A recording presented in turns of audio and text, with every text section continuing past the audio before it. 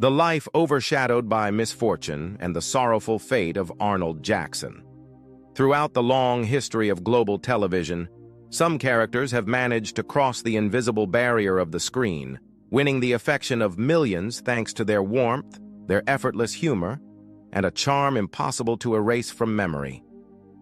Among those unforgettable figures stands Arnold Jackson, the clever kid with unforgettable catchphrases and an irresistible smile, forever remembered from the classic series Diff'rent Strokes, known in Brazil simply as Arnold.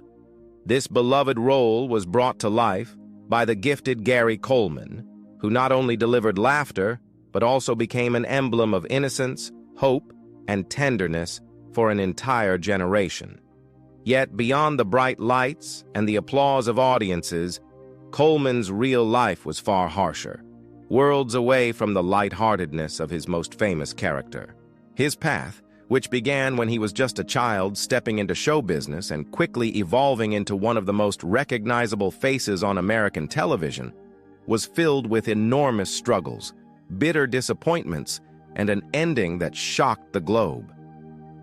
From an early age, Gary faced a serious medical reality, a chronic kidney disease that stunted his growth and forced him into strict medical routines and numerous surgeries. This condition permanently shaped his physical appearance, giving him the look of a child even as he grew older.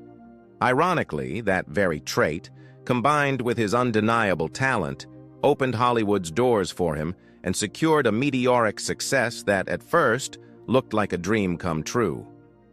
With his arrival in Diff'rent Strokes, Coleman turned into a true television sensation. His portrayal of Arnold Jackson, alongside his fictional siblings played by Todd Bridges and Dana Plato, captured the hearts of audiences everywhere. His witty comebacks, perfect comedic timing, and especially his iconic line, "What you talking about, Willis?"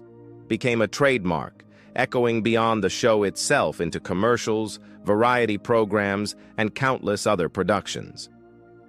During the golden age of the show, Gary Coleman reached an extraordinary height. He became the highest-paid child actor on American television, a living symbol of a success that seemed boundless. The image of Arnold Jackson, played by Coleman, exploded into a cultural phenomenon. His face appeared on toys, magazine covers, promotional records, and a wide array of licensed merchandise that sold in massive quantities.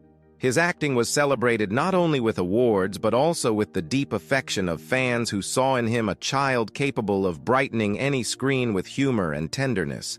Yet while the world applauded the young star who made millions laugh, a hidden storm was brewing off stage. That silent conflict slowly eroded both his childhood and his adolescence. What looked like a guaranteed ticket to prosperity did not bring the emotional balance or the financial security people imagined. His adoptive parents, who also served as his legal guardians, took complete control of his finances, dictating contracts, investments, and expenditures. Over time, their decisions became the center of heated controversies. Still a minor, Gary had little to no authority over the vast fortune his image was generating. When he finally reached adulthood, he was devastated to learn that most of the wealth accumulated during his years of glory had vanished. Family tensions escalated to a breaking point. Gary filed a lawsuit against his own parents and his former manager, accusing them of mismanaging his resources and diverting funds. Although the court ruled in his favor and awarded him significant compensation, that legal victory could not undo the years of losses, nor restore the financial stability that had slipped away. After Diff'rent Strokes ended in the late 1980s, Gary's career entered a fragile stage. Even though he remained widely recognized, he faced enormous challenges in breaking free from the permanent shadow of Arnold Jackson. The same audience that had adored him as the witty child star struggled to accept him in more mature or serious roles.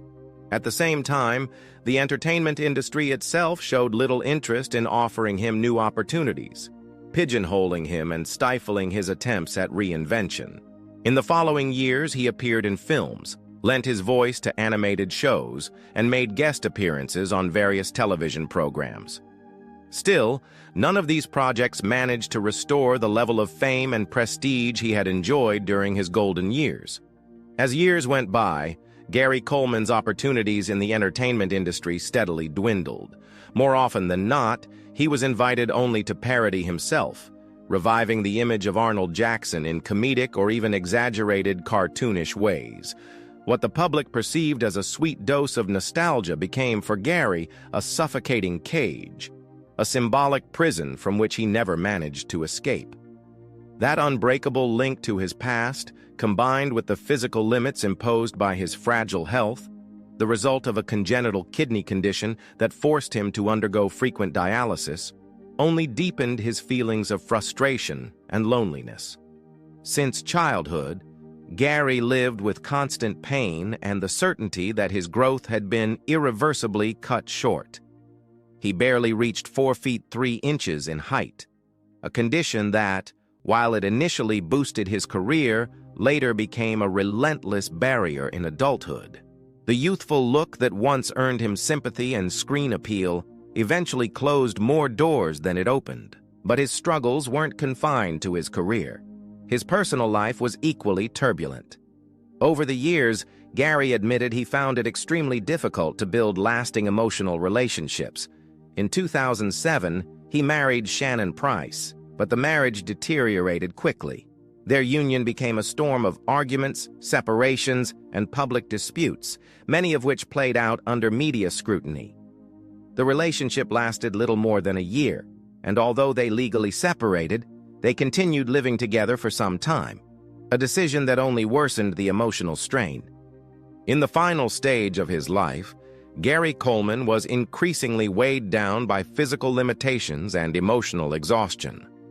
Even when he occasionally gave interviews or made rare public appearances, it was clear the spark of his golden years had vanished.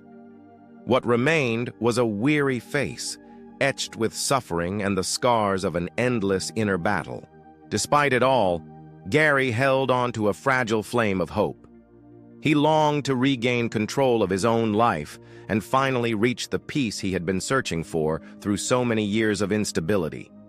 Sadly, fate had prepared a heartbreaking farewell. In 2010, at just 42 years old, Gary suffered a fall at his home in Utah. The accident caused a severe head injury and, although he was rushed to the hospital, his condition deteriorated rapidly. 2 days later, on May 28th, the world received the heartbreaking news of his passing. The official cause was an intracranial hemorrhage. The shock was immediate.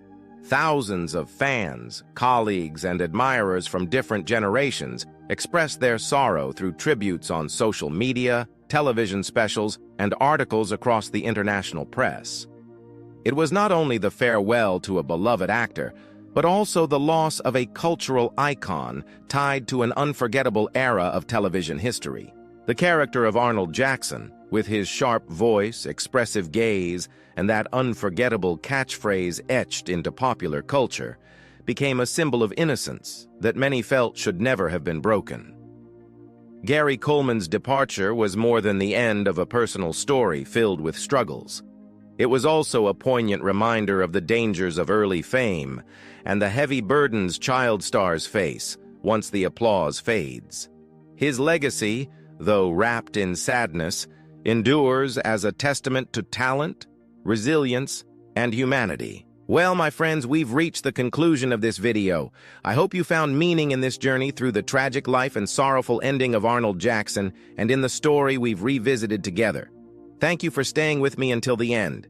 It's always a privilege to share these memories and reflections. See you in the next video. Until then,